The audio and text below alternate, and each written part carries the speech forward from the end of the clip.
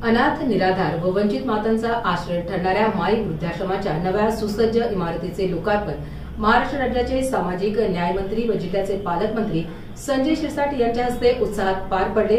या उद्घाटनानंतर आश्रमातील मातांशी पालकमंत्र्यांनी संवाद साधला, त्यावेळी अनेकांच्या डोळ्यात अश्रू दाटले।